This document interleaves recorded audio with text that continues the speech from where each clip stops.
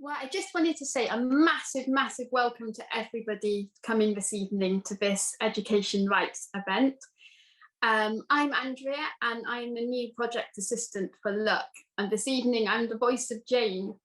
Jane is here with us tonight, but unfortunately she's got a really, really nasty cold.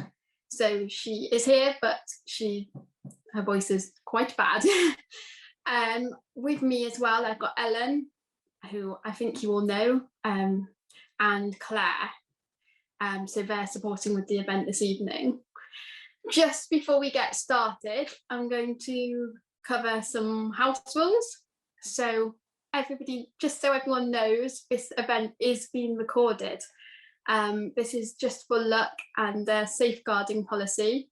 And also we are going to make a resource out of what we discussed this evening, so that in the future we can look back on it and other parents can,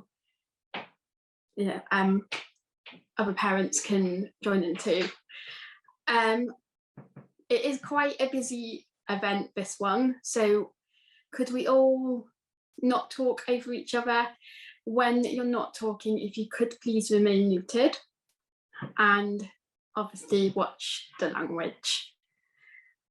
We have 4 speakers in today. So I have 2 parents of vision impaired children, and they are Laura, who is director for More Vision, and Anvia, who has just had a child go to RNC.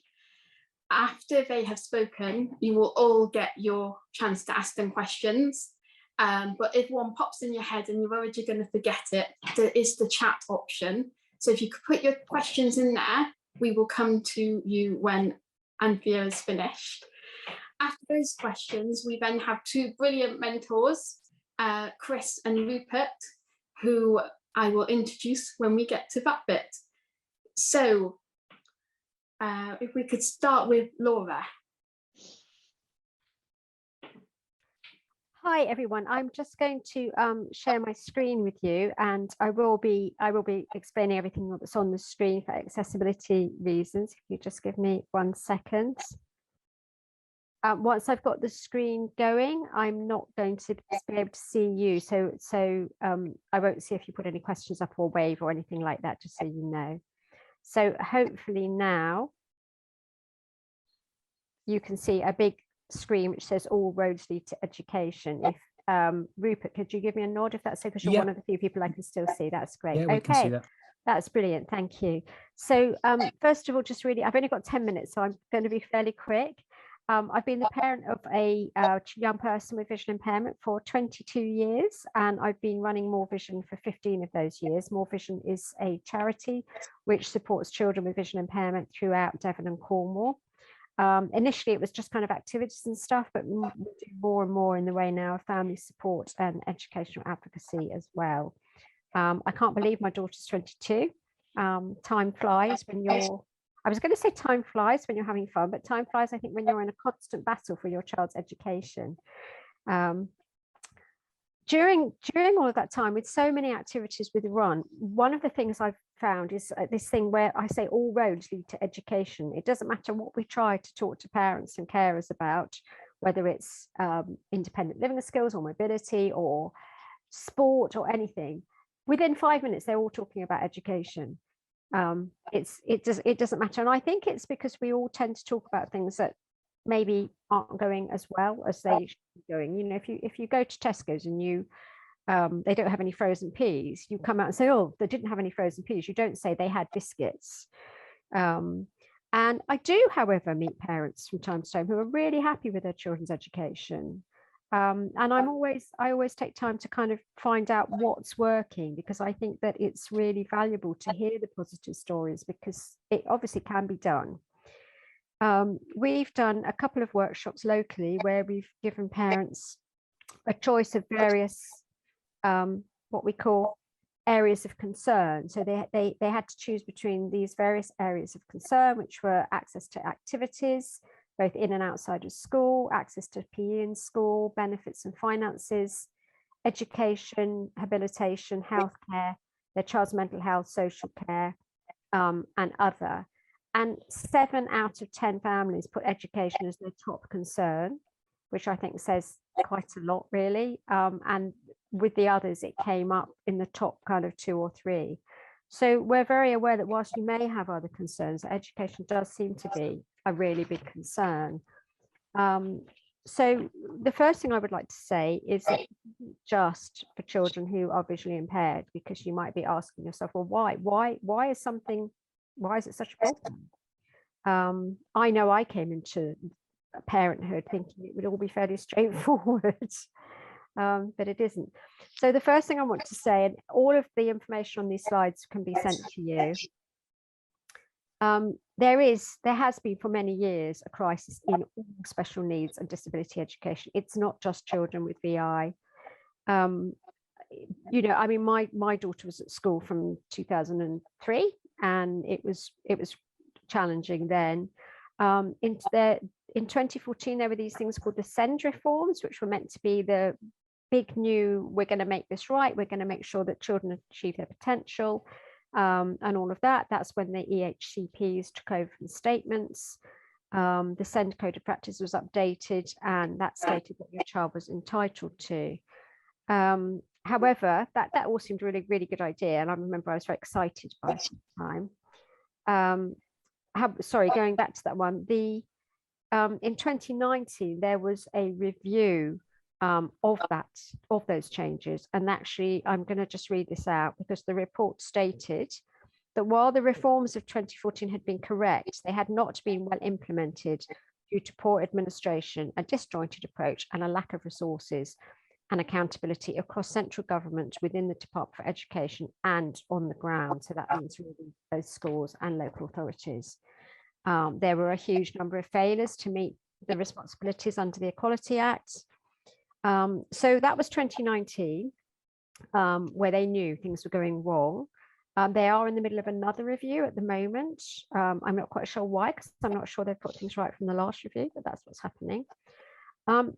I know the word postcode lottery is often used, and people think, you know, it's much worse where I live.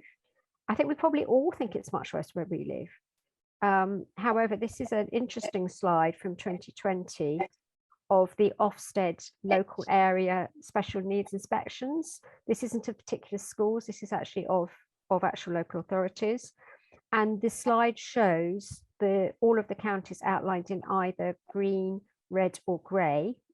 Red means that they were issued with a written statement of action because their SEND was not adequate. Green means they weren't, which was good. And grey means that they hadn't been inspected by then. And more, I would say just over half the country got a red. I'm not going to pick out individual counties, especially the ones I live in. Yeah, just over half a red, about half a green, and a few haven't been inspected. So it's not just VI, and it's not just your area. And even if you live in a green area, not necessarily everything's perfect, but they did do better. So within that, I think it's fair to say that all children with special needs are struggling and having quite a difficult time. But children with VI do have some particular challenges, and it's something that I often call the double minority, which is that children with VI live in a double minority. And those two areas of minority are, first of all, 95% of people with visual impairments are over the age of 65. That is a massive statistic. That means the 5% who are under 65 include all the working age adults as well as our children. So within the visual impairment world, there is they are a minority, and I'm sure you're aware that not all local societies offer services for children.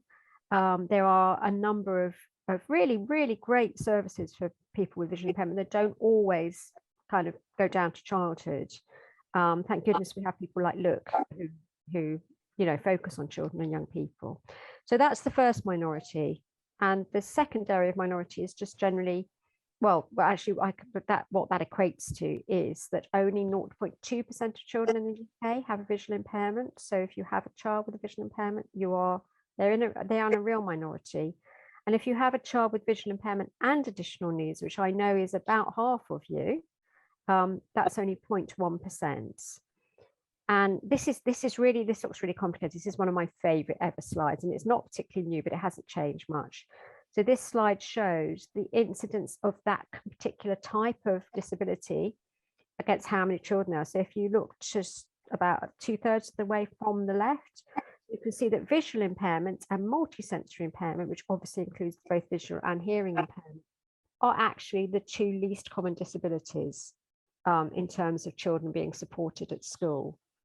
When you compare that to children with autistic spectrum disorder, with speech and language, and many other disabilities, you can see that that's another minority group that these children sit in. So a school may have worked with 50 or so children who are on the autistic spectrum, but never have met a child with a visual impairment before.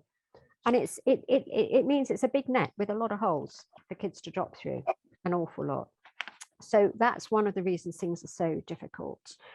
The impact of this on our children, as I'm sure many of you know, I'm not going to read this out because we won't have time, is that actually you learn as a child, you take in about 80% of what's going on in the world around you through your sight. And if you don't have vision, that means that you are having to work so much harder, and the people around you need to work much harder as well to ensure that you do learn. Children with vision impairment have really specific needs when it comes to accessing the curriculum, and also nearly half of them have additional needs, but the children, all of those children, their levels of ability are so wide ranging. And I'm always very kind of strong on saying we need these children to meet their potential, and the potential for one child with vision impairment may be very different from another, but the important thing is they meet that particular potential. So it's a huge impact for these children, and there's been so much research done now which shows that actually children with vision impairment can be disadvantaged in their opportunities. They are more likely to be out of work. When they're adults, they are less likely to be in further education and higher education. Lots and lots of reports, which I'm not going to go into, but I'm happy to send these on to people. So that's all a bit negative. But the question is, what can you do? And the first thing, the things that you need to do are, first of all, make sure you have all the information that you need. Make sure that you know your rights, which is one of the things we're here to help you with. And also, I think, to check out some common SEND myths, and there are quite a few of these. So sources of information, it's always worth looking on your local authority website for your local authority's local offer. A lot of people have never been told by their school or their QTVI that this thing called the local offer exists, and it will be your local authority's outline of what they will offer your child. You may have a SENDIAS service, which can be very good, not necessarily for specific VI things, but for local knowledge, they can be very good. And they are now getting training from Pocklington Trust on visual impairment, which is really good. And of course, your sensory support team. You may have a local authority, a local society, which can offer you more support. You may not. And of course, look, Victor, Guide Dogs, RNIB, there are so many other places you can get support from. A few SEND myths. These are the things I hear people say to me, oh, we can't get an EHCP because our child's not 2 years behind academically. That's not true. Only the school can apply for an EHCP. That's not true. You or your child, if they're over 14, can apply for an EHCP, even if the school don't want to. It's much better if the school will do it with you, but you can. If you get turned down for an EHCP assessment, that's it. It's not it. You can appeal. And I think 85% of those get overturned on appeal. If your child gets assessed for an EHCP, you can appeal, and doesn't get one, you can appeal. The provision stated in the EHCP is advisory. It's not, it's statutory, which means your child has a legal right to the provision in the EHCP.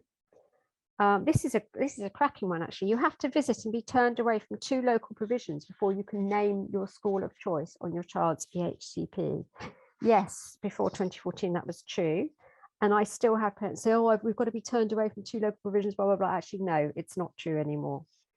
You don't have to do that. You can write whatever school you want on your EHCP. It doesn't mean you're going to get it. You could write Eton or Harrow and you're not going to get it. but it's up to the local authority to prove it's the wrong school for your child, not that it's, you know, it's not up to you to prove that it's the right school. It's up to them to prove it's the wrong school. Careers advisors don't always have a lot of information about post-16 options. And so I've now got my Zoom screen. A very common one I get asked, you can't have funding for EH and EHCP if your child is at a private school. You can. It's really hard to get, but you actually can. You can. Now, I don't have much more time, so I'm going to really just really quickly whip through. Regardless of whether or not, this is so important, your child has an EHCP, they have a right to access the full curriculum, written and practical, plus tests and exams, physical education and social inclusion through the Equality Act. They do not need to have an EHCP for this. So you may think, well, why are we fighting for EHCPs? It's difficult to get the right provision with an EHCP, and it's even harder without one. But actually, there is this law, and your child is allowed access. They have to have access to all of those things with or without an EHCP, and that's so important. I can send this on to people, a whole list of other places nationally to get support. And the last thing I want to say is really, we're very much working on what we call advocacy and not prevention, which is that we try and empower parents and carers to have as much knowledge in their hands as possible before things go wrong, so they can prevent things going wrong. Because by the time you get onto the advocacy thing and you're appealing and going to tribunals, quite often your child will have missed a lot of education. So it's really important to seek out information in advance, be proactive, and just get as much help as you can from Look, from the Guide Dogs team, from anyone local that you can get. And I think I've had my 10 minutes, so I'm going to stop now, and I'd be very happy to answer questions at the end. So thank you. Okay, I hope everybody can see it now. So there's a lot of slides because I really struggled with slimming this down, and there's a lot of information I want to pass across. So first of all, just remember this is a bureaucratic process. So paperwork is probably, and computers are going to rule a bit. So the first thing to remember is that to get to doing your EHCP and everything, you've already had 2 successes. And through this, keep reminding yourself of the successes, okay? So you've got as far as doing the application and you've had the assessment and it's actually been approved. So the next bit is where to start. So I think the good old adage is sort of like what you do when you're revising, a bit of procrastination and getting organised. Got to have everything tidy. So check what information you've got, get it sorted out into files. And if anybody's gone through the RNC application process, then you will recognise some of what I am saying because the funding officer there recommended this to me. So anything with paper, make sure it is it's all sorted as well. Date order makes life a lot easier for yourselves. So whether or not you have got a special school in mind, then I suggest you actually get in touch with the special school, because it's a quick and easy way to sort out what provision you should be looking for if you're new to the process. So just quickly, my daughter had poor vision, but certainly hadn't been visually impaired, and as far as we knew, not quite the story, but so that was really, really helpful to me, was actually finding out what I could expect from somewhere. So the HCP, this is just a little reminder of what Laura said. So first of all, it's about achieving equality. So specifically for education, equivalent, so that they're getting the same opportunities as their peers. They have the same opportunity to achieve their potential as their peers. And looking forward, it's about having an independent life as possible. So there are a whole range of documents that the EHC coordinator should be commissioning. Make sure that these are being commissioned. So you should be getting a statement through from the school from the Senko. You should also be having something through from the sensory support teacher, QTVI, educational psychologist, more than likely, mobility assessment. And one thing that was overlooked by our coordinator was the social assessment. And because we were looking for a residential placement, that was actually quite important from the budgetary point of view. So the next section, when you're starting sort of like early on, so you'll have probably already done an all about me section, or your child will have done.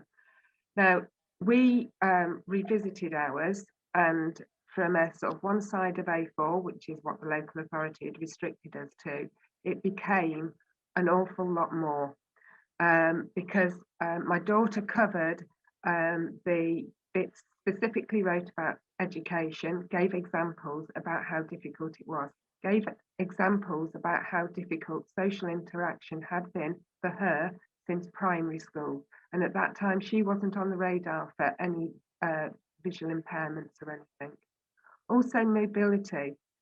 For her, sort of like the loss of sight, not being able to get to school, feeling dependent, especially going through, she was late teens, that was quite huge.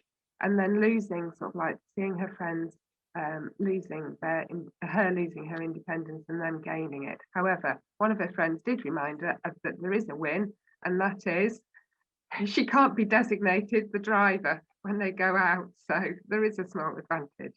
So well-being is also really important, and things that are particularly important to them, sort of extracurricular things that they find important as well, should be sort of like they should be encouraged to include. Now, the one thing I would say there, not all, because of ages that children are going through the HCP, for some children it might be easier for them to describe some of this in pictures. Do it whatever way is comfortable for them. And also the other thing is to provide a summary, so that the summary then refers to the full document, because you need to respect that the professionals are busy, and they should be reading it, but also to give them a sort of a quick overview is also worthwhile. So that's one huge step for moving forward with things, to make sure that your child's views are reflected within the document. Also get them to include what they want to achieve there as well. Now, the next bit is when you eventually get the draft EHCP through, can be quite a big document and supported with loads of other documents. So at this point, just go back and check that you have received all the documents. Our local authority, and I suspect quite a lot of local authorities, use a sort of a mailbox type thing, so you can download them off there. Certainly I had a couple of problems with downloading some of ours, but I make sure that everything's come through. Then the next stage, and it is a little bit of a sort of a sigh in some respects, is to be starting the check-in process.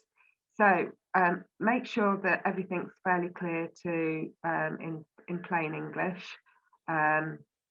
Sometimes they aren't, sometimes they fall into jargon. So if there is jargon, technical jargon, medical terms that you're not sure about, do go back and ask for clarification where you need to. One of the things I did, and I failed, was to ask for an accessible version for my daughter.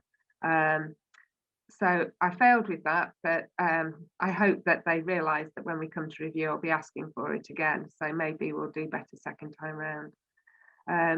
So make sure, so I used Word because I'm quite used to using Word, and I went through and I put all my comments through on tracking changes. And one of the big changes I made was to go through, and this is the example that I returned back to our authority of how I formatted things out. So the outcomes were quite clear, and then the provisions were quite clear, and it was all separated out. One of the things I did was to remove duplicates. For example, one of the duplicates that was through our statement was to do with the QTVI will provide X hours over 2 weeks of tuition, and it was against other things that were more well-being rather than education, braille, skills, which my daughter needed.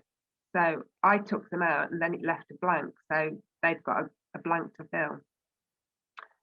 So the next thing that to go through is to make sure that you, well, to look for any inaccuracies. So we had a situation where some of the medical letters were misquoted. So any assumptions, it's to be fact-based, evidence-based. So you don't want it assumptions. And then they might be making misunderstandings. It's very easy for that to happen. We all do it. But this can be misinterpretations, especially to do with visually impaired children, because if they've got a bit of residual sight, people start to make an assumption that they've got more than they have. And certainly for my daughter, that was quite significant in some of the comments that came back. So then on to sort of like go through the professional documents, identify the skill gaps, the outcomes, and the provisions that they should be relating to, and then cross-reference. So this is just a sort of like I numbered everything and then checked and then did a tick list and checked it all off. So this is just a repeat of that bit. Also go through and check that the outcomes are suitable for the provisions to achieve the outcome.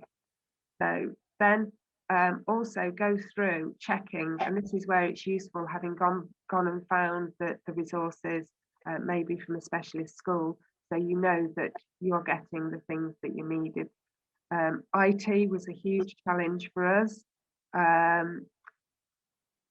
and mobility skills was another challenge. Also trying to sort out social skills and things, and tactile and braille was also very difficult.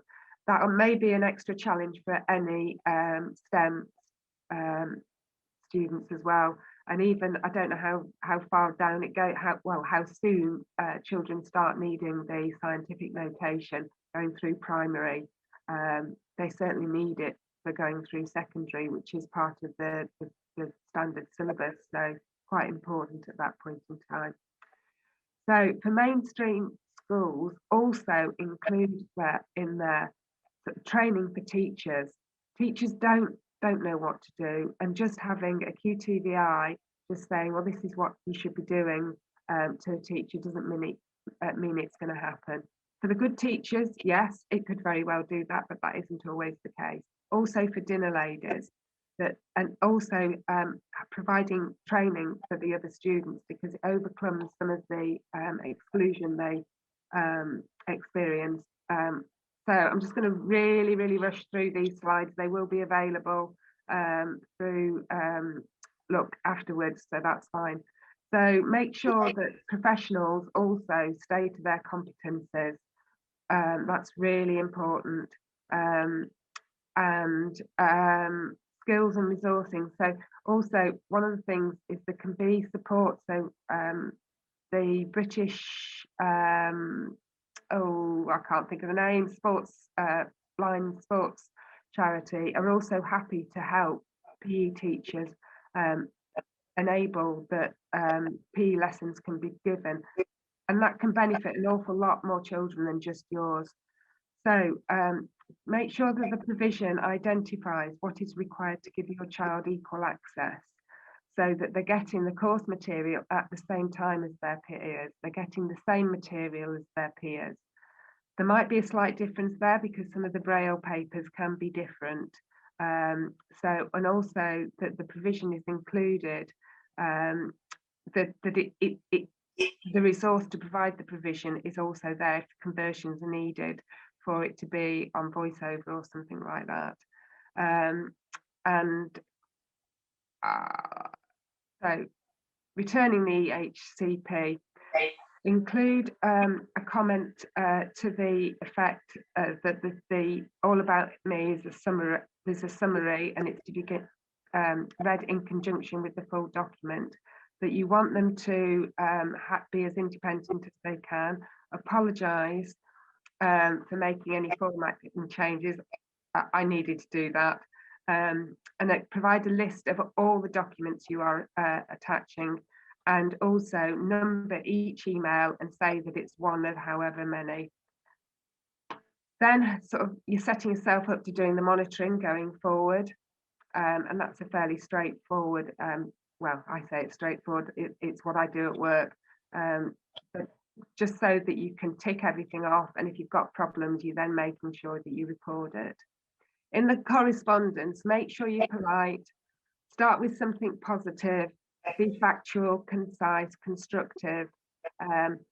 One thing, only send it between 8 AM and 10 PM and when you're calm, and preferably before the first glass of wine. And then the last slide, just quickly, when it's all gone, remember you've done the best job you can. Take a moment for you and your family and celebrate that it's done. And then start monitoring, and then start networking. So. Oh, thank you so much, Andrea. Can everyone hear me now? Am I unmuted? Yes. Yes, I can so hear you. sorry, my screen reader crashed. And I loved that last slide. I thought that was really beautiful. So I have questions for both Laura and Andrea. So I think, Ellen, are you going to take this bit? Yes, so we've had a couple of questions in the chat, and then we also had some questions that came in through when you were registering to attend the session tonight, so thank you for submitting those. So we'll go to the questions from the chat first, and both of them are about the kind of social inclusion. So Karen is asking, what does social inclusion look like? And Rosie is asking, who writes or conducts the social assessment? So Anthea or Laura, do either of you want to take this one? Shall I go? Yeah, if you could, because you've done this very recently with the social assessment. Okay, so the social assessment was done by one of the social workers. So it was a case of getting in touch with the local social work team. They have got an assessment number for all, just everything to do with social work support. And then they triaged all through, and then they did a phone assessment because it was still while they were doing no visits unless it was urgent. So that was that. The social inclusion, can I just anticipate you thinking probably at school and skills. So one of the things my daughter did, and I think there's other parents who mentioned their children did this at school, is to give a talk. For my daughter, it was part of her GCSE speech, and it was all about her visual impairment. I'm gonna actually well up with this because every time I say it. So the English teacher, she was a very demanding English teacher, and she was very good. And she said there wasn't a dry eye in the house when my daughter gave the presentation. Because it just opened everybody's eyes. And after that, and it took a lot of courage for my daughter to do it, as it would do anybody. Actually, a lot of her sort of peer started to accept her much more when they were in lessons with her. So that was one way of doing it, quite a hard way to do it. But in the Northwest, we've got a charity called Henshaw's. At Scouts, because my daughter's done Duke of Edinburgh, they had Henshaw's went in, did a presentation for the leaders, which was really good. And then they were planning to go in and do something with all the explorers. However, COVID, so it didn't happen. So that there's different ways of doing it. Look around to see what there is with the charities.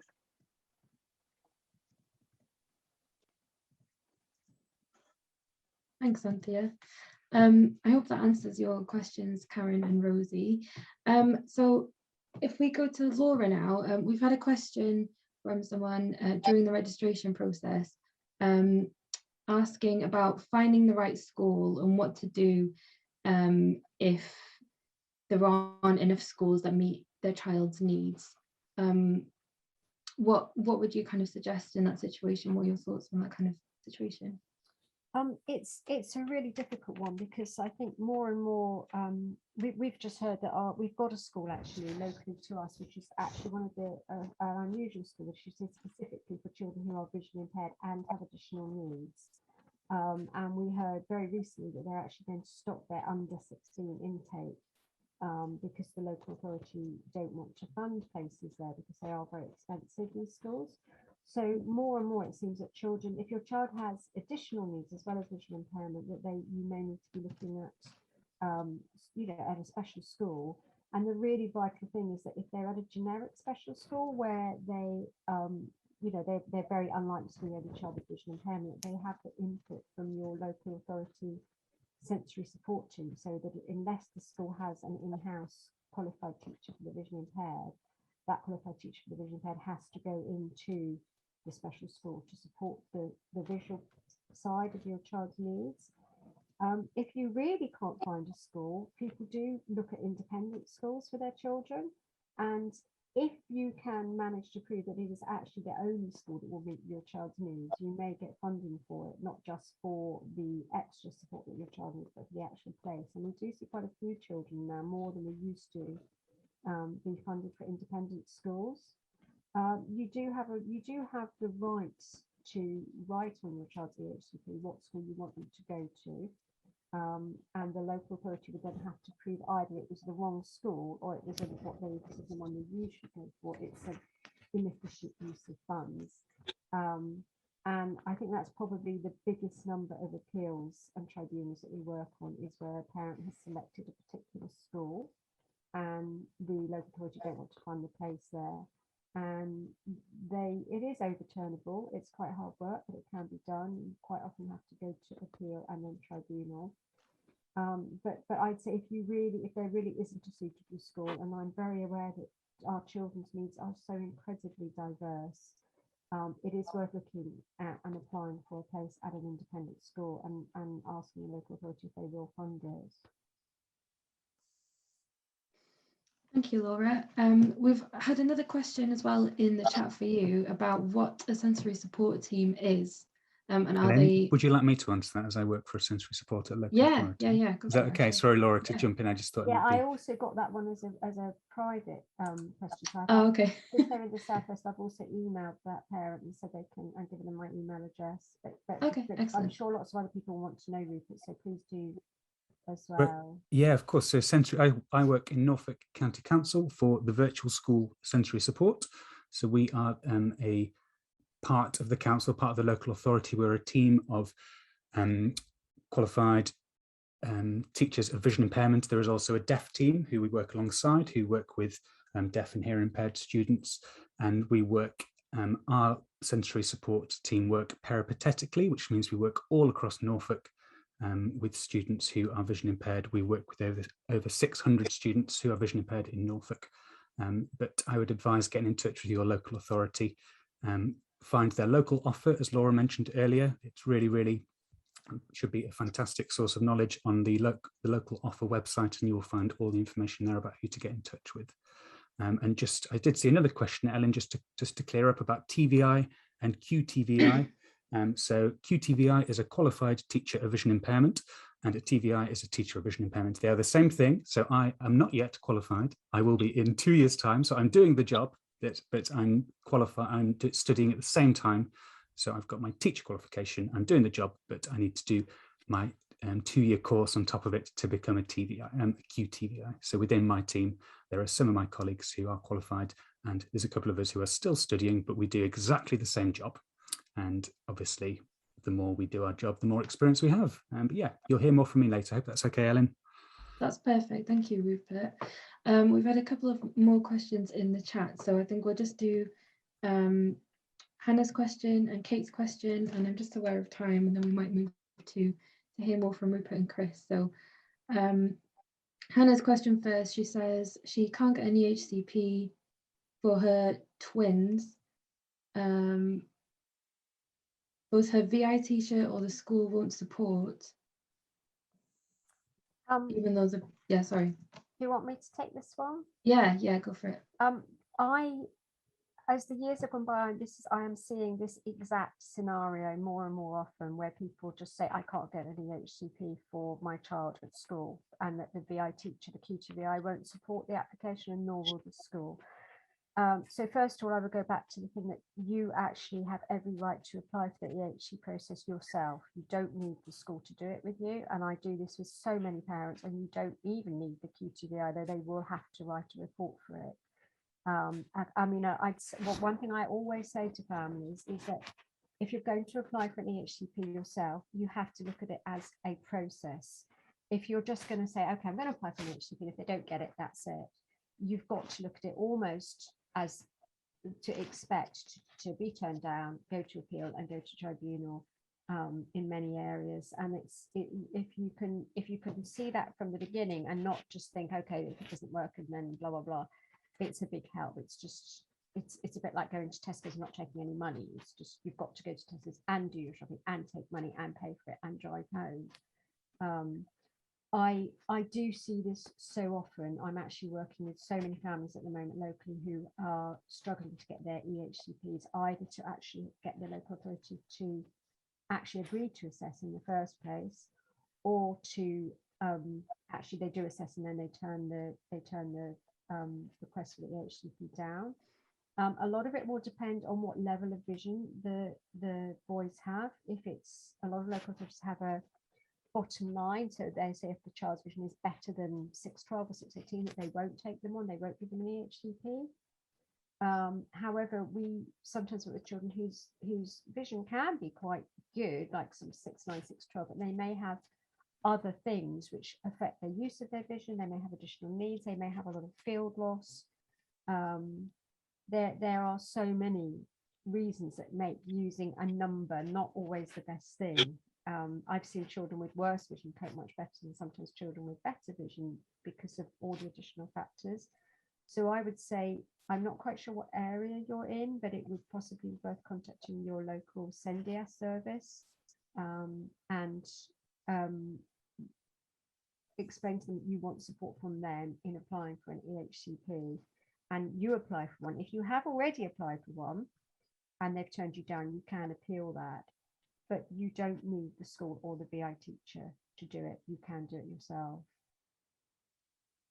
Okay, thank you, Laura. Hey, Ellen, do you mind if I jump in really? I realise this isn't my section, go but for it. No, just sorry, something I want to make clear, which is really important.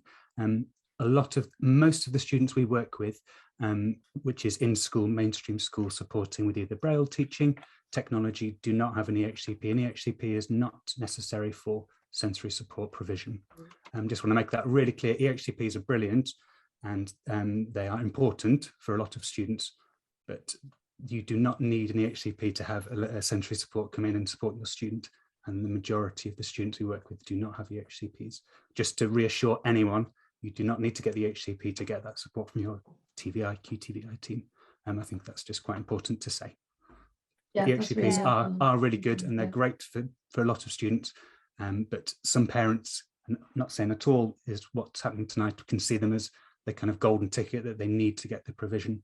A lot of the provision that I give a student today, if they got an EHCP tomorrow, would be exactly the same. So just wanted to put that out there.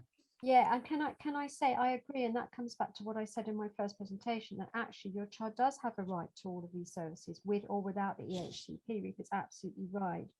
And what we find is that sometimes we've got children who are at really good schools and they're in really good local authorities, and actually they manage perfectly well without an EHCP. However, in some cases we are concerned, especially when they get to around year 5, if they're little, that the move to secondary can often be very challenging, and if we feel that may cause problems without the EHCP, that's often the time that we might consider that they do apply for an EHCP. And also, if you move area, having an EHCP to begin with can be an advantage, but Ruth is right. Officially your child should be provided with that service, regardless of whether or not they have the EHCP. I'm sure many parents are probably scratching their head and thinking, well, hang on, if I can't get the service my child needs with the EHCP, how would I get it without one? It is a legal duty either way, with or without one, to provide for your child. It is I mean, one of the things I'd really like to add to this is that in the last few years, particularly since the pandemic, I've also seen quite a critical shortage of qualified staff to do these jobs in some areas.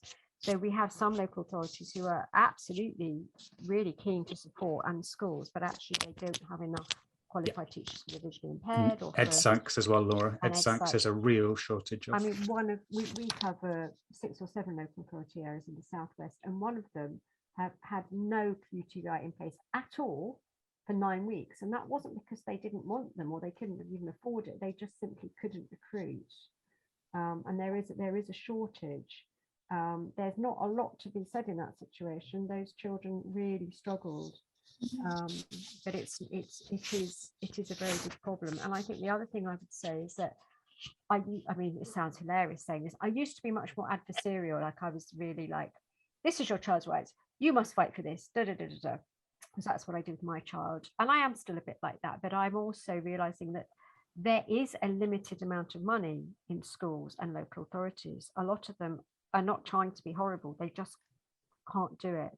And I'm now often very much more looking for a kind of practical solution. So it might be just looking at kind of any low cost practical solution. I mean, for one school, they with no QTVI in the area, I just suggested they spent 200 quid on a scanner that could convert pictures of words into actual words, and taught someone how to use it. And then that's getting them through at the moment. That's getting them through. So it's always good to look if there are any kind of practical solutions that can be put into place for the child. It should be the job of the QTVI to do that. But if you don't have a QTVI, then you may need to look elsewhere for what's the right thing and try and persuade the school and local authority to provide that.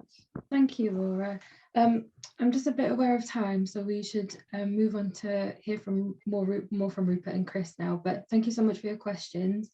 If we don't have time to address everything this evening, then there will be opportunity for you to send any of your questions through to Jane, our parent support officer, who can pass them on to Laura or Anthea or Chris or Rupert for advice after the session. And we will also be making a resource available after the session as well. So please don't worry if we don't get to your specific question today. And if we do have time at the end, we'll come back as well. So I'm going to hand back over to Andrea. So next we have 2 brilliant mentors, Chris and Rupert. Rupert, you've already heard a little bit from. Chris is a qualified teacher, and he's currently working in a school with a specialist unit.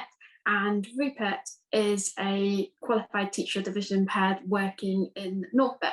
So if we start with Chris. Yep, all good to go. Hi everyone. So yeah, we've heard a lot of insight from parents and professionals working with children with vision impairment. So I'm coming from all my experience as when I was a vision impaired child and teenager, and how the lack of support sort of affected me, and then how it transitioned on from when I advocated for myself to get the support, and how I made the most of what I had provided to me. So I have retinitis pigmentosa, which is a degenerative sight condition. So I was diagnosed when I was 8.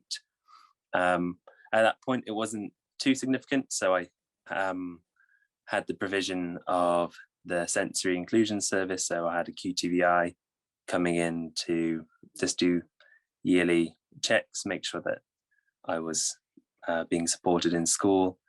And I had that for all the way through to college, but it wasn't until secondary school where my sight deteriorated further, where I needed more support, but then I wasn't willing to accept it myself. So although a QTVI would come in termly, I didn't want to be different, which I think is really common for anyone, any teenager in school. You just don't want to appear that you're not like everyone else.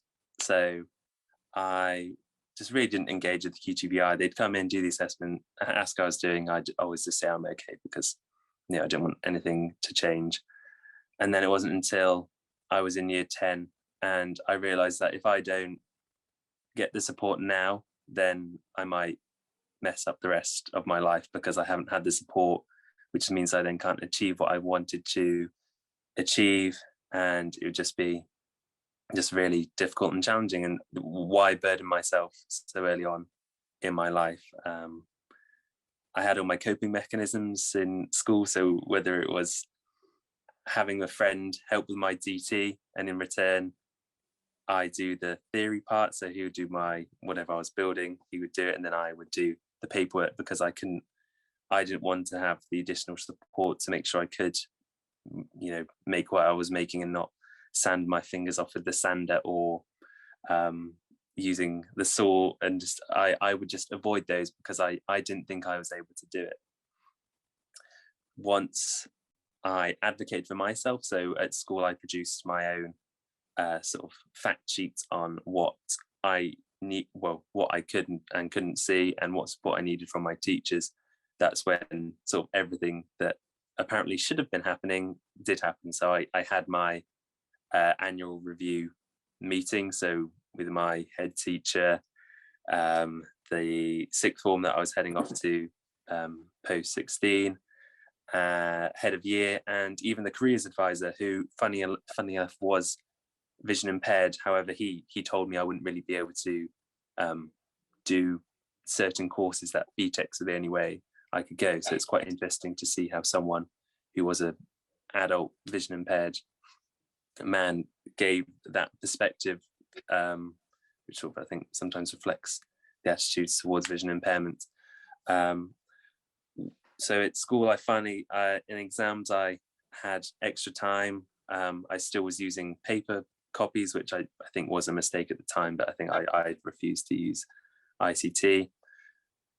When I moved to college, that's when everything changed, and there was the funding, and I made the most of the opportunity. So I had a TA to see once a week for any work that I needed adapting. I used an iPad, which was funded from the support. And in my second year of college, I used the funding to pay for habilitation support. So making sure that when I moved on to university and started to live independently, that I would be able to get around at night, which was the main issue then, using a cane. And looking back now that I use the cane every day, it's something that I'm very grateful for. Plus I used it to pay for Braille lessons, because I knew that one day Braille would have to be a thing, because my sight could deteriorate further. So it was a very sort of challenging thing, because I didn't want to have the support. But obviously from a parent's point of view, you just want the best for your children. And my mum said that when she had a phone call from the head teacher of my school, and she was going on like, oh, but he's such a well-behaved boy. And mum was like, I do not care if he is misbehaving or not, you're not supporting this child. And sometimes I think that is the issue within the school, why they aren't willing to support you in that way. I think I will mention that I was before EHCP, so I had statements, but I understand that obviously the making sure that the support there is important. So from college, I went to university, worked for Look briefly, and I am now a qualified teacher for, I'm just a qualified teacher, not qualified QTVI yet. So I'm a qualified teacher, so I teach primary special educational needs at a specialist school. So I work primarily with children with a variety of additional and behavioural needs.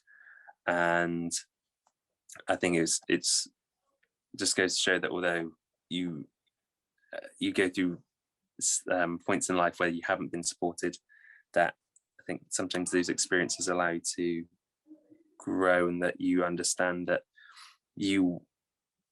if someone else isn't getting the support, then you want the best for them, which is why I entered education in the first place.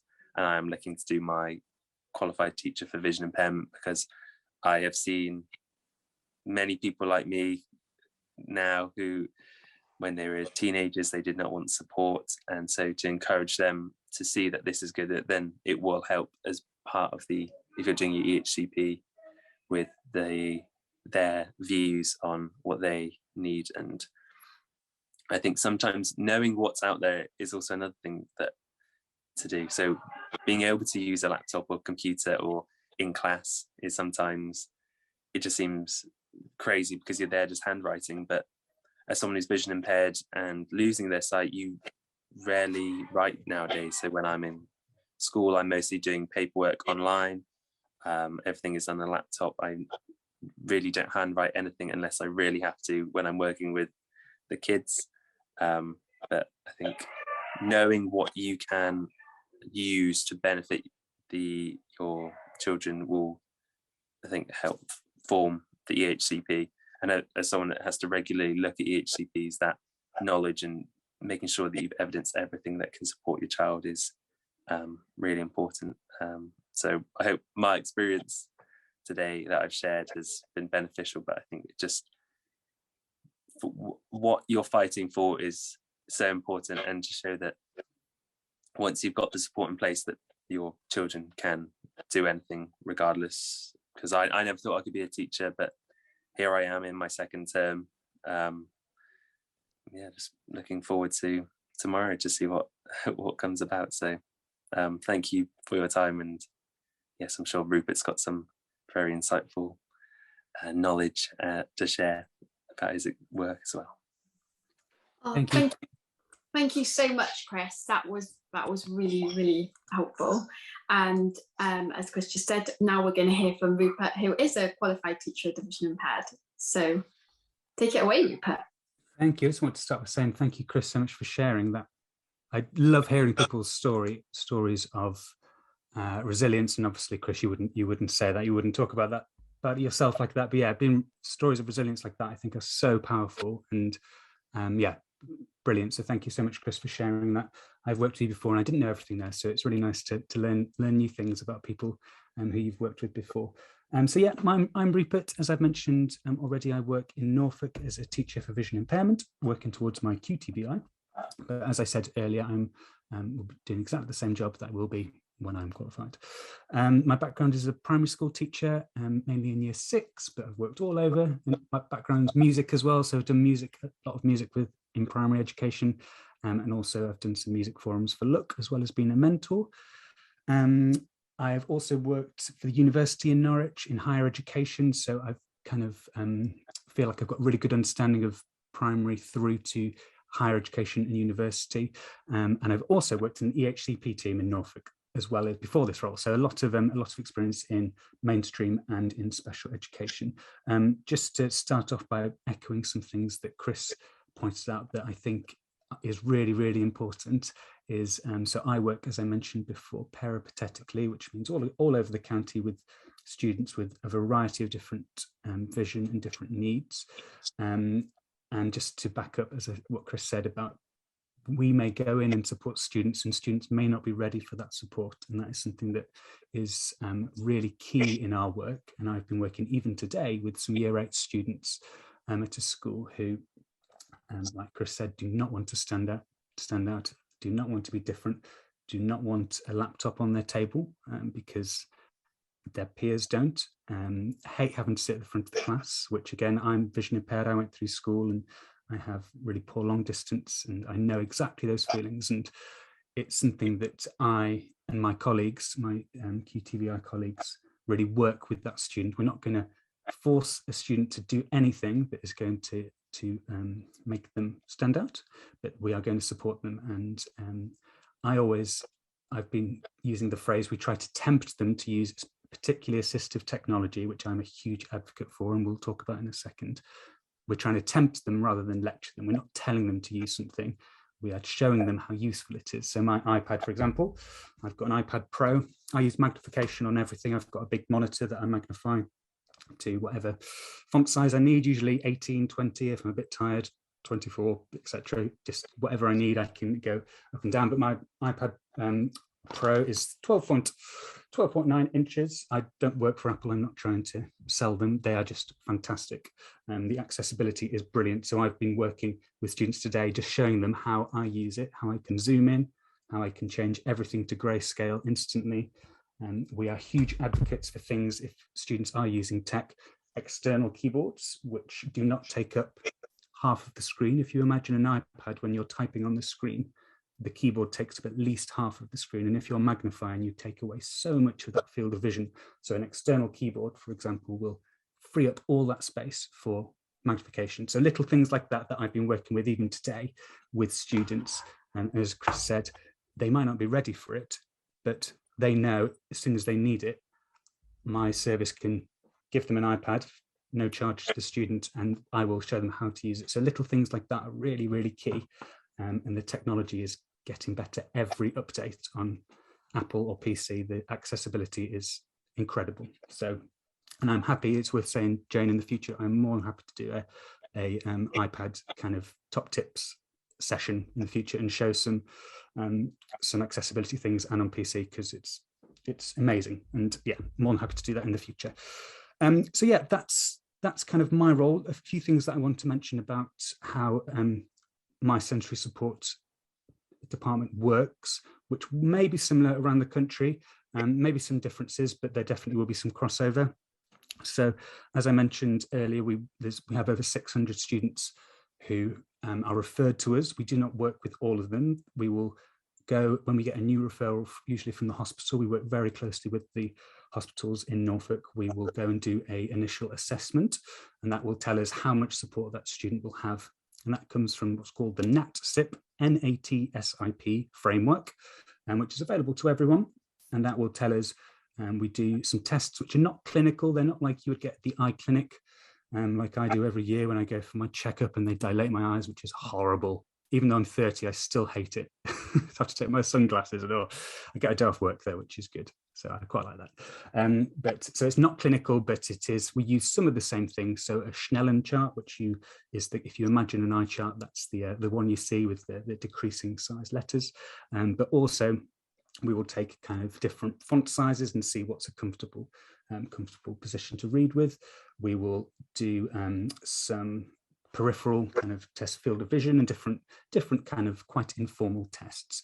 I'm doing one soon with a 2-year-old, so as you can imagine, I will not be doing a Snellen chart or asking him to read anything at 2. It will be very much play, testing his ability to pick out red bricks or to go and get the farmyard animal and bring it over to me. And so there's lots of different ways we can adapt that FVA, functional vision assessment, but that will tell us how much support a student needs. So I work with some students who are support plus, which means they need specialist support every day. So I will see students every week and I will be supporting either with Braille teaching. I try and keep them in their class as much as possible for that social aspect. I don't want to take them out of class the whole time. They are in a mainstream school in year 4, the student I'm thinking of, and I keep them in class as much as possible. There are times when it's a bit too noisy or we need to go outside, for example. And then there will be students who are on support, which is the one down. And again, we try not to put a number on it, but support will be seen more regularly, less regularly than support plus, because it's the one down. And then under that, we've got monitor and then advice. So monitor, we tend to see once a half term, but again, or once a term, I should say, but again, it's not prescriptive. There's actually a parent here who I won't name, whose son I work with, and for example, she knows that she can phone me anytime, email me anytime, no matter what what his grading is on the NATSIP, and I will be there to help. At the moment, I'm helping with exam access, and he's in year 11, so we're making sure school know he's got extra time, school know exactly what technology he can use, and I'm working with school with this parent to support that student.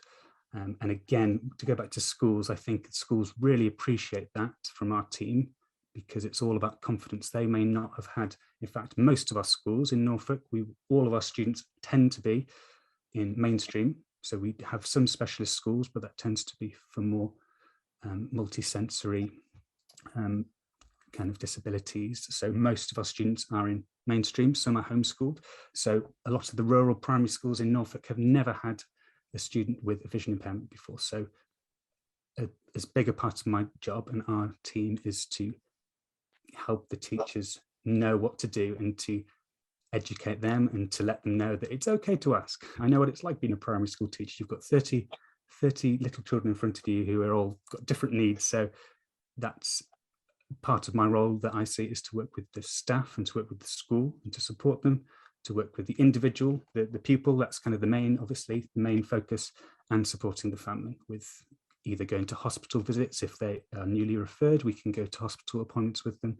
We can support them. So yeah, general working to support that student any way we can is the way I see it. Let's see what else I've got on my list. I'm a huge fan of role models. That's why I think Look and the mentoring scheme is invaluable. It's so powerful.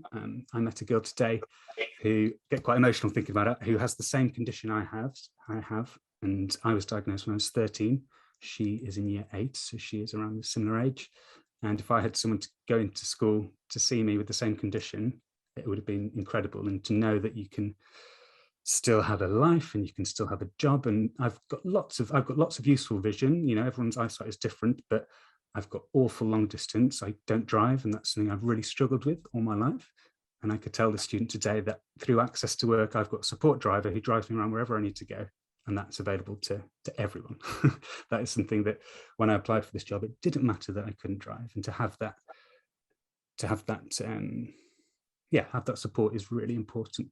Last thing I'll say, because I could talk all evening, is I'm 30 now. I've only found in the last 4 or 5 years, and not to embarrass Look, but since working with Look and being part of the Look community, I've only found like confidence to find the language to speak to people about my condition and what I need. So as Chris said, that's why I was so impressed with Chris's story, that it's when he was 16, 17 to be able to advocate for himself is incredible. And some of our students and some of your children will be able to do that, and some won't. You know, I've got friends who don't know I'm vision impaired because I can get by. I wear glasses just for magnification because my condition means I've got scarred retinas. They don't really know unless I go, you know, to the pub and have to sit next to the telly to watch the rugby, and then they might realise that I've got poor eyesight. But it's only, I feel confident through Look and through working with the people to kind of talk openly about it. So yeah, that's something that will come at a different point in everyone's life, and that's something that I and my team wanted to do, and something that I think is really powerful. And also Look are fantastic with that. I will leave it there. I've got lots of other things I could talk about, but again, I could talk about this all night. But yes, Ellen, any questions for Chris and I? Oh, sorry, Andrea. Yeah, I was just going to thank you, Rupert, because that was really, really informative. And there is going to be a resource made after tonight's meeting for people to go back to. So anything that you feel like you want to have included, we can definitely put it in there. So Ellen, shall we do the questions now? Yeah, so lots of lovely comments. Thank you, Chris and Rupert, for sharing. Lots of, by the sound of it, lots of children being dragged in to listen to you both and be inspired. So that's pretty cool. Hi, kids. Thank you all for that. So a couple of questions. We had one question for you, Rupert, in particular. How do you support parents to understand the input you're giving their children and trust that it's good enough, when parents might find it difficult to trust the team around their child if communication isn't that high? How do you kind of manage that relationship with parents and foster that kind of trusting relationship? Yeah, absolutely. I've experienced this recently, actually. I've had a parent we work with who fosters children, which is an incredible thing to do, but she's had a lot of experience of meetings with you know, the local authorities saying this is going to happen, and then nothing happens, which unfortunately can happen. And the one thing I said to her is, you know, I am your teacher's TVI. I was in the school the week after, and we are quite unique in that sense. Although we are part of the local authority, we can work directly with that student and we can do whatever we need. And again, not to put the parent who's in this call on the spot, but that's something that I'm really passionate about, is that the parents have my work mobile, they have my work email, they have my work landline. I will get back to parents as soon as I can if there's any issues. Even students who are, monitor, who we would see once a year, if there's any deterioration in eyesight, we will go in and we will start supporting. We've got students that if either from parents, obviously parents, if there is any deterioration, you should get in touch with the eye clinic and the ophthalmology department. But if eyesight does start to deteriorate, which is obviously something we're all worried about, something I'm worried about, my eyesight, my condition is degenerative, so it probably will at some point. I'm not going to think about it. I'm in the job for it though. That's what I keep thinking. If my eyesight does get worse, I'm in the right place.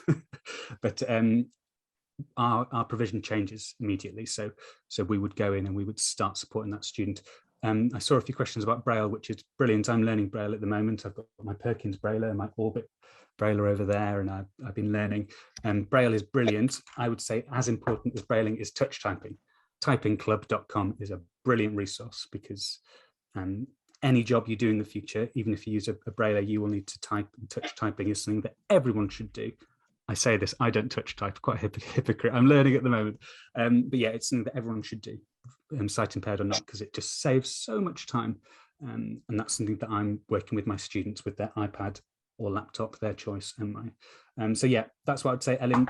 I build up that relationship. I meet parents face to face now that we can. We hopefully, our provision does the talking, and they will realise that they can get in touch, and we will be there to advocate for their child. And it's something I'm really passionate about, as you might be able to tell. But it's something that I wish. I didn't have a bad experience. I didn't wish I had it. I just know how valuable it is from hearing from people like Chris and being part of the look community. I know. So yeah. Thank you, Rupert. Yeah, I think Jane's also made a good point in the chat that I think we probably should point out that Norfolk is the gold standard. This is what we should all aspire and aim to be having from our local services and our local authorities. Obviously, that's not always the case, and it, as Laura referred earlier to the postcode lottery, it can vary from region to region, but this kind of support is available, and I hope that's reassuring to people to know that this, that kind of contact and support is available. We've touched a bit on tech already. There's a couple of questions about tech and what kind of, and I know you mentioned earlier, Rupert, that you're kind of the tech is your speciality. So is there any kind of top tips that you'd share around tech? Obviously, you've mentioned touchtypingclub.com, which I put in the chat as well, but any other kind of top tips? Really quickly, I won't hold up an iPad to the screen because it's pretty useless, but obviously pinch gestures. So when you have a photo and you pinch in and out, that's really common kind of practice, which is brilliant. You can't do that on the iPad home screen when you've got all your apps. You can't pinch. So if you, in accessibility, there is a thing called the Zoom controller, which I discovered recently, which has kind of changed how I use my iPad. It's just a little button that hovers on my screen. I'm doing what I said I wouldn't do, but when I hold that in, it zooms in automatically. Not the best, but that's a really useful thing. That's called the Zoom controller on iPad. If you Google it, iPad are brilliant at accessibility. I think the main reason is because they got sued about 10 years ago. So they're really, really hot on it now, but it's brilliant. Windows 10 as well is really good. But yeah, my main thing would be get used to the little Zoom shortcuts on PC and on Mac. If you Google and go on YouTube, there's some really handy things there. Chris, what's your favorite kind of tech things? Have you got any top tips? I also use an iPad Pro with Zoom. So I use the triple tap gesture, whether it's like I use that, and then I see white text on a black background easier. So I will use, again, the shortcut on the iPad to adjust accordingly. Normally when I'm doing like lesson planning or anything like that, I'll make sure that it's zoomed and the right color for me. But for school, I also use I use Fusion, which is a combination of JAWS, which is speech technology, and a magnifier as well. So I have the best of both worlds. So I mostly use that as well. So it runs on the same feature. I think it's quite expensive, but you should get funding for it. Whether I had mine do access to work, or you have it through EHCP. But those I guess I use everything everything I possibly can with both PC and iPad, and I've even got something that will magnify and change the color of documents that I put under a certain magnifier. I cannot remember what it's called right now. So I've got an Eschenbach Smart Looks, which is one of them, but it's quite expensive. But I'm taking it to a student on Thursday. I can't wait to show him it.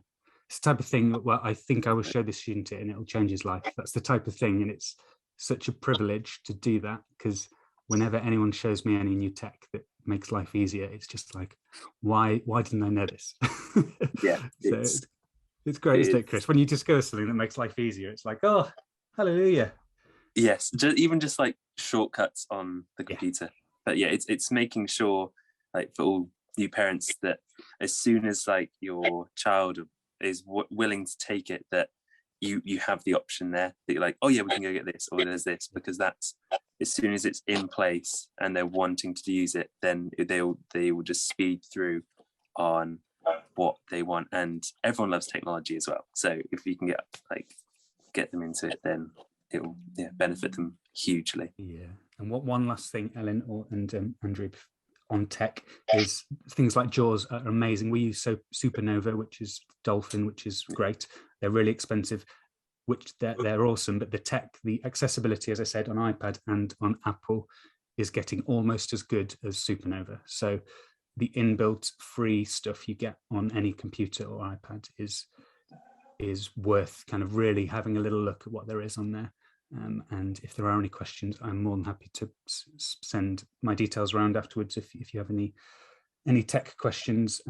But yeah, it sounds weird, but there's never been a better time to be vision impaired in terms of the accessibility. It's that's a fair comment, I think, and I know Jane is looking to plan a theme session all about tech next year as well, so I'm sure we'll be inviting you back for that one. We did hold a webinar on assistive tech right at the very beginning of lockdown, whenever that was, March 2020, I think, by now. So yeah, that'll be on our website, but I know Jane is planning an updated session next year as well, so please look out for that.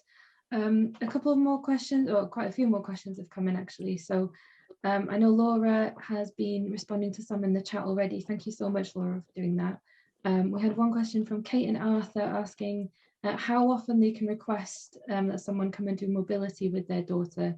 She used to have mobility before lockdown, but they no longer come and see her, and they've been advised to just find videos on YouTube, which sounds interesting. But actually, if they have an EHCP already, that you can actually have the mobility component written into that. So and you know, they do need that particular support, and if it's in the EHCP, they will have to get it. But one thing I said when I was saying that, which actually applies to everything to do with both EHCPs and general school support, is that it's really important that everything that you ask for is both specific and quantifiable. And it's those two words I usually use the other way around, quantifiable and specific. I used to actually have like this stamp with QNS when I did everything on paper rather than online. And I would go through people's plans and actually it's just stamping them QNS.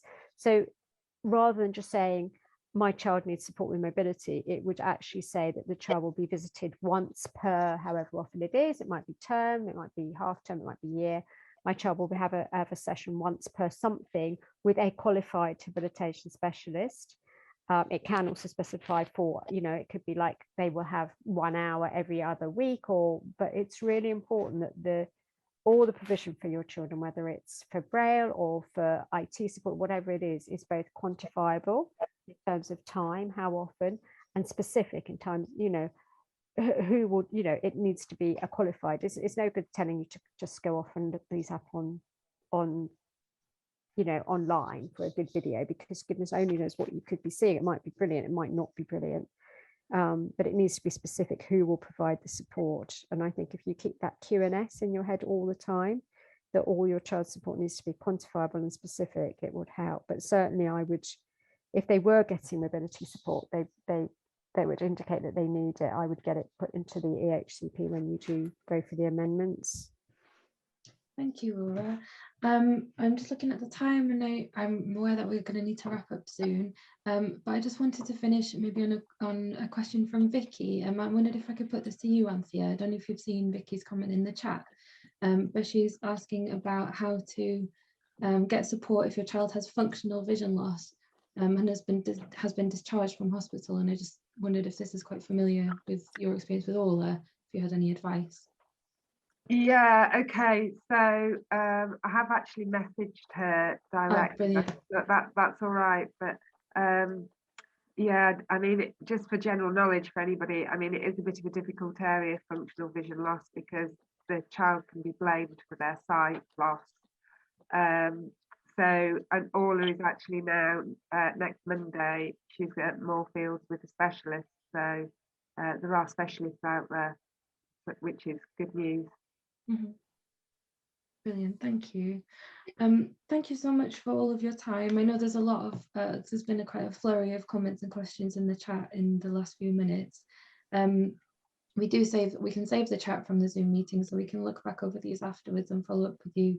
And as we've mentioned, we're making a resource out of this event, so everything will be available for you to access afterwards.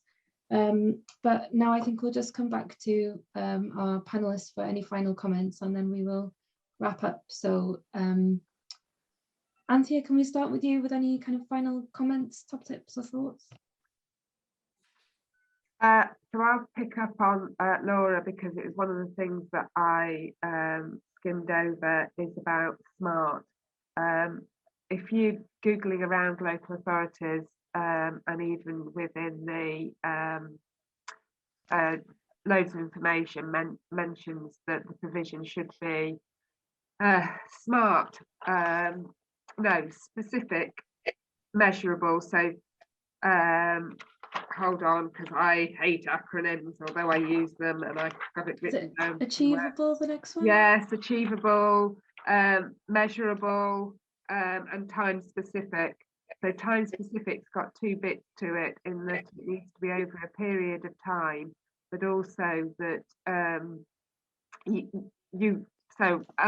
they're going to have it for a year, but also how many times and how long is it going to last when it comes to an EHCP. But as I said, all the information I've got in the slides, I'll share via Jane, and there's some other supporting information and an anonymised version of my EHCP that I returned back to the coordinators. And the other thing is, just really quickly, don't hesitate to reformat the document so it makes sense to you and you can read it and cross-reference everything, so you can use it for monitoring afterwards if you're not in Norfolk. Thanks, Anthea. Laura, any final comments from you? I think really the thing is that actually, harder it is, there is a huge shortage of resources in local authorities and schools, and wherever possible, look for solutions rather than just getting involved. I know I get very involved in the kind of whole fight, but wherever possible, look for solutions. But at the same time, your child does have rights, regardless of whether they have an EHCP. They do have those rights under the Equality Act to be able to access the entire curriculum, including PE and including other extracurricular activities. And if that means that you need to fight for it, if you're in Norfolk, I think there's going to be a flood of house price raises in Norfolk, because everyone's going to be flooding to Norfolk. You may be okay, but I know many people aren't okay in many areas. Is that you need to fight for it, and it's tough. It is. Thank you, Laura. Chris, any final comments from you? I think I'd just like to say that your kids are very lucky to have you as parents, that you're already here trying to do the best for them as soon as possible, or whatever stage they are at in their sight loss journey. So just keep going. I think it will be tough at times, but it will be worth it in the end, and they will thank you at some point in the future, because you want them to succeed, and they will do their best knowing that you've supported them in that. Fantastic, thank you, Chris. And last but not least, Rupert. Thank you, Chris. I've nodded everything you've said tonight. Chris, I'm like, yep, nodding away. You're gonna have a neck injury. I think everyone is, to be honest. Yeah, that's great. Yeah, pretty much the same. There is support out there from lots of different places. Local authority, they are so underfunded and overstretched. And I think someone mentioned Norfolk. Norfolk got a really bad Ofsted recently, but sensory support is amazing. So even the data, it kind of just depends on the people there. The charity sector is incredible. So you know, Laura's charity, look, are fantastic. Again, with role models, having VI role models is something that I never had, not through my lack of parents not knowing. It's just parents not knowing about it, but I think that's so powerful. So check out, you know, Look Mentoring and other local charities. We work a lot with Vision Norfolk, and we do social trips. So we do trips to the cinema, pizza making, kind of all these social stuff. So try and reach out to the local, you know, local charities as well, because charities are fantastic, as we all know. But yeah, keep in touch, I would say as well. Yeah, you're not alone, as has been said by other panelists. But yeah, thank you all for coming.